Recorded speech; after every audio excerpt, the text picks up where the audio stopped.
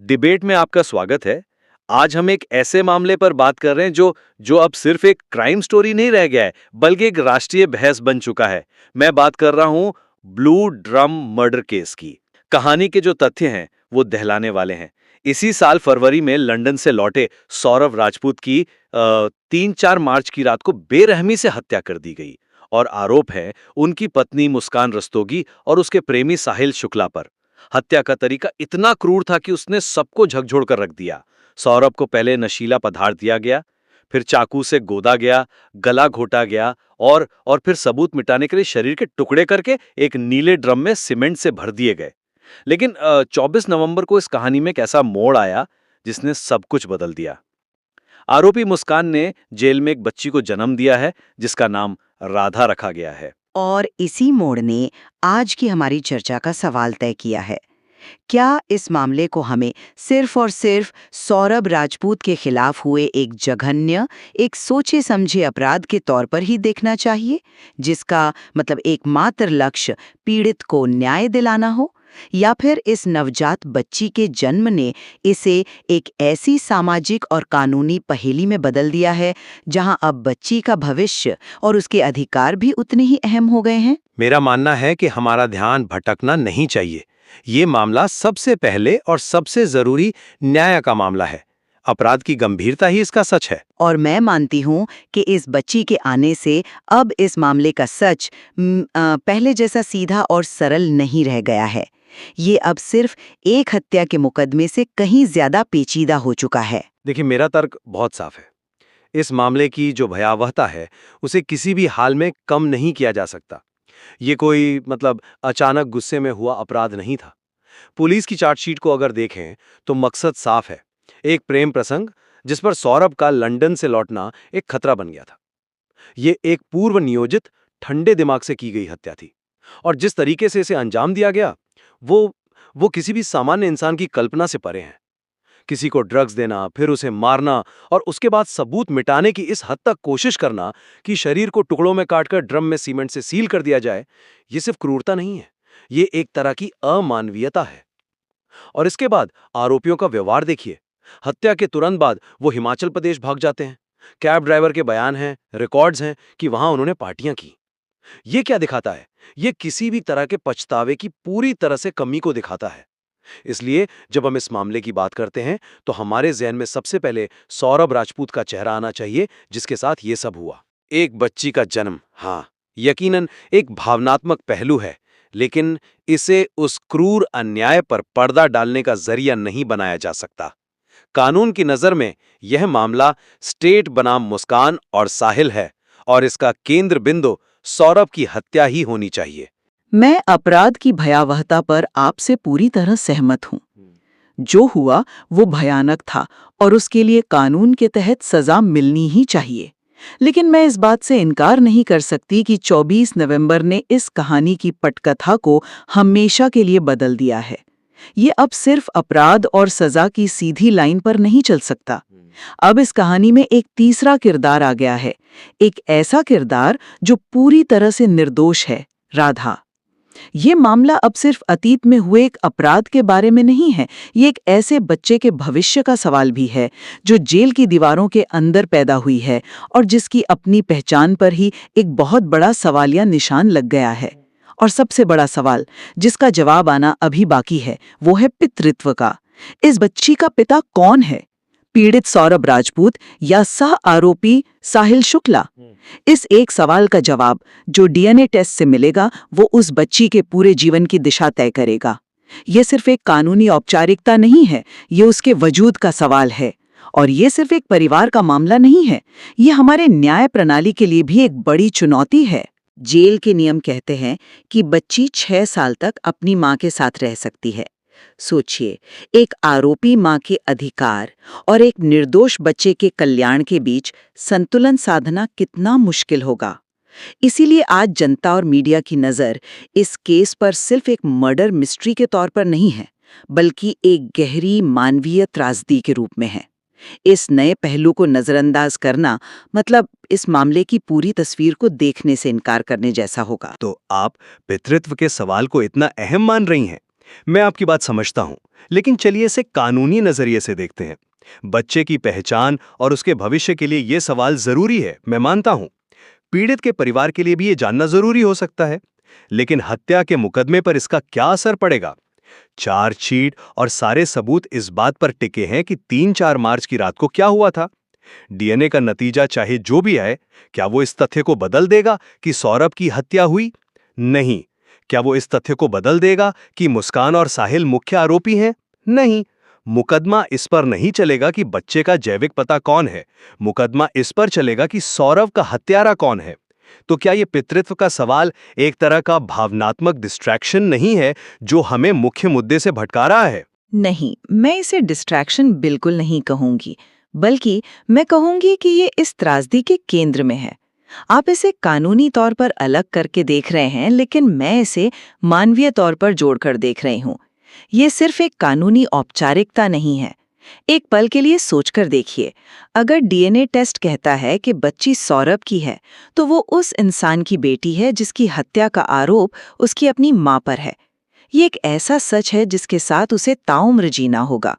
और अगर टेस्ट कहता है कि वो साहिल की है, तो वो 2 ऐसे लोगों की बेटी है जिन पर एक साथ मिलकर हत्या करने का आरोप है। दोनों ही सूरतों में ये उस बच्ची के कंधों पर एक भारी मनोवैज्ञानिक बोझ है। ये सवाल इस केस को एक साधारण हत्या के मुकदमे से उठाकर एक बहुत ही जटिल मानवीय और नैतिक दुविधा बना देता है। ये हमें सोचने पर मजबूर करता है कि न्याय का मतलब क्या सिर्फ सजा देना है, या उस अपराध से पैदा हुई त्रासदियों को संभालना भी है। देखिए, मैं समझता हूं कि ये भावनात्मक रूप से कितना मुश्किल है, लेकिन अगर हम हर मामले में भावनाओं को इस तरह हावी होने देंगे, तो हमारी न्याय प्रणाली कैसे काम करेगी? न्याय की प्रक्रिया को भावनाओं से ऊपर उठकर वस्तुनिष्ठ, मतलब ऑब्जेक्टिव होना चाहिए। मुकदमा सबूतों पर चलता है, सहानुभूति पर नहीं। 24 नवंबर को बच्चे का जन्म एक बाद की घटना है। अगर हम इस घटना को मुकदमे के केंद्र में ले आते हैं, तो हम अनजाने में ही सही आरोपी के लिए एक सहानुभूति का माहौल बना रहे हैं।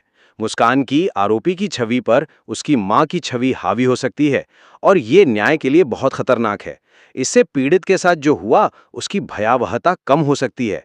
इसलिए न्याय को इन बाद की घटनाओं से निरपेक्ष रहना ही होगा। अपने साथ अपनी सामाजिक और मानवीय समझ लेकर आता है। यह दिखावा करना कि एक नवजात बच्चे की मौजूदगी का किसी पर कोई असर नहीं पड़ेगा, क्या ये सच से मुंह मोड़ने जैसा नहीं है? कानूनी तौर पर मुकदमा तथ्यों पर ही चलेगा, ये बात सही है, और ऐसा ही होना चाहिए। मैं ये नहीं कह रही कि मुस्कान को सजा न दी जाए, लेकिन सामाजिक और नैतिक रूप से ये मामला बदल चुका है। और ये सिर्फ समाज की बात नहीं है, ये हमारे कानूनी सिस्टम के लिए भी एक परीक्षा है। आपने जेल नियमों का जिक्र किया, तो मैं उसे थोड़ा और स्पष्ट करती हूँ। सुप्रीम कोर्ट के दिशा निर्देशों के आधार पर बने नियम कहते हैं कि बच्चा 6 साल तक मां के साथ जेल में रह सकता है, क्योंकि शुरुआती विकास के लिए मां का साथ जरूरी माना जाता है। लेकिन 6 साल बाद क्या होगा? तब जुवेनाइल जस्टिस बोर्ड जैसी संस्थाओं की भूमिका शुरू होती है। ये मामला उन संस्थाओं की क्षमताओं की भी परीक्षा लेगा। असल में यह केस हमारे न्याय प्रणाली के मूल चरित्र पर ही सवाल उठा रहा है। हमारे कानून मुख्य रूप से दंडात्मक हैं, मतलब प्यूनिटिव हैं, अपराध की सजा देने पर केंद्रित हैं। वे सुधारात्मक या रेस्टोरेटिव नहीं हैं। राधा का मामला इस सिस्टम को मजबूर कर रहा है कि वो सजा से आगे बढ़कर एक बच्चे के जीवन की जिम्मेदारी पर भी विचार करे, और शायद हमारा सिस्टम इसके लिए पूरी तरह से तैयार ही नहीं है। तो आप ये कह रही हैं कि एक अपराध की वजह से पूरे सिस्टम को अपनी दिशा बदल लेनी चाहिए? मैं इस बात से असहमत हूं। मामले की सही परिभाषा पर वापस आते हैं।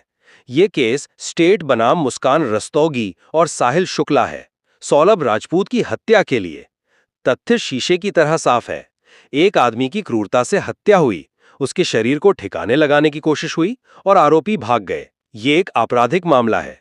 बच्ची पर ध्यान केंद्रित करना आरोपी को एक मां के रूप में मानवीय बनाता है, जिससे पीड़ित के साथ हुई अमानवीयता का असर कम हो सकता है। हम ये कैसे भूल सकते हैं कि इस कहानी का एक और पक्ष है, सौरभ का परिवार। उनके लिए न्याय का क्या मतलब है? उनके लिए न्याय का मतलब है कि जिसने उनके बेटे को मारा उसे सजा मिले। और आपने जो हिमाचल वाली बात कही, वो उनके व्यवहार को समझने के लिए बहुत जरूरी है। कौन सा इंसान किसी की हत्या करने के बाद पहाड़ों में जाकर पार्टियां करता है? ये एक ठंडे दिमाग वाले, शायद सोशियोपैथिक व्यवहार की तरफ इशारा करता है, जहां कोई पछतावा ही नहीं है। हाँ, उनका वो व्यवहार बहुत परेशान करने वाला है, इसमें कोई शक नहीं। लेकिन क्या ये सीधे-सीधे अपराध बोध की कमी को ही साबित करता है, या ये गहरे सदमे से बचने का एक अपरिपक्व और गलत तरीका भी हो सकता है? मैं उन्हें बचाने की कोशिश नहीं कर रही, लेकिन मनोविज्ञान हमें बताता है कि इंसान त्रासदी और अपराध बोध पर कई बार बहुत अजीब और उल्टी तरह से प्रतिक्रिया करता है। हमें उनके उन कार्यों की निंदा करनी चाहिए, लेकिन उन्हें एक सरल निष्कर्ष के तौर पर इस्तेमाल करने से भी बचना चाहिए कि ये लोग शैतान हैं, इसलिए इनके बारे में और कुछ सोचने की जरूरत नहीं है। और यहीं पर मामले की परिभाषा का सवाल फिर खड़ा होता है। आपने कहा कि ये एक आपराधिक मामला है। बिल्कुल, ये एक हत्या की जांच के रूप में ही शुरू हुआ था, लेकिन राधा के जन्म के साथ ये विकसित हो चुका है। ये अब सिर्फ एक क्राइम रिपोर्ट नहीं है, ये एक सामाजिक और नैतिक बहस बन गई है। ये जेल में पैदा हुए बच्चों के अधिकारों पर बहस है, ये एक विचाराधीन कैदी के रूप में माँ की भूमिका पर बहस है, और ये समाज की जिम्मेदारियों पर भी एक बहस है। जनता का ध्यान इस पर इसीलिए तो है। हर रोज हत्याएं होती हैं, लेकिन ये केस लोगों के मन में अटक गया है, क्योंकि अब इसमें अपराध, विश्वासघात, जन्म और भविष्य की अनिश्चितता सब कुछ एक साथ उलझ गया है।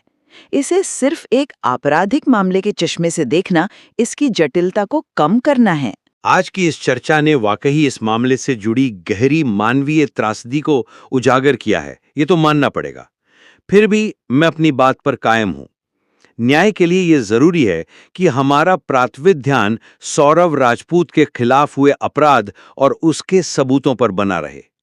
हत्या की क्रूरता और आरोपियों के उसके बाद के काम एक ऐसे कानूनी नतीजे की मांग करते हैं जो बाद की भावनात्मक घटनाओं से प्रभावित न हो। न्याय का तराजू संतुलित रहना चाहिए, और उस संतुलन के लिए हमें मामले के मूल तथ्यों पर टिके रहना होगा। राधा का भविष्य जरूरी है, लेकिन उसकी देखभाल के लिए कानून में अलग प्रक्रियाएं हैं। उसे हत्या के मुकदमे के साथ मिलाना सही नहीं होगा। हम अपराध की भयावहता पर पूरी तरह से सहमत हैं, लेकिन ये बातचीत यह भी दिखाती है कि राधा के जन्म ने मामले में एक ऐसी नैतिक और कानूनी जटिलता जोड़ दी है जिसे अनदेखा नहीं किया जा सकता। यह मामला अब केवल अतीत में हुए एक काम के लिए दोष सिद्ध करने तक ही सीमित नहीं रह गया है। यह एक निर्दोष बच्चे के भविष्य को दिशा देने के बारे में भी है। यह केस हमें एक ही समय पर पीछे यानी अपराध की तरफ देखने और आगे यानी बच्चे के भविष्य की तरफ देखने के लिए मजबूर करता है। यही दोहरापन इस स्थिति को इतना मुश्किल और सभी दृष्टिकोणों से जांचने के लिए इतना जरूरी बना देता है। इसे अलग-अलग खानों में नहीं बांटा जा सकता। बिल्कुल, और ये तो साफ है कि ये कहानी अभी खत्म नहीं हुई है। अदालत का फैसला आना अभी बाकी है, डीएनए टेस्ट के नतीजे आने बाकी हैं, और सबसे बढ़कर एक बच्चे का पूरा भविष्य दांव पर लगा है। इस मामले के तथ्य और इसकी परतें हमें अभी और सोचने पर मजबूर करती रहेंगी। बहुत कुछ है जिस पर आगे विचार किया जा सकता है।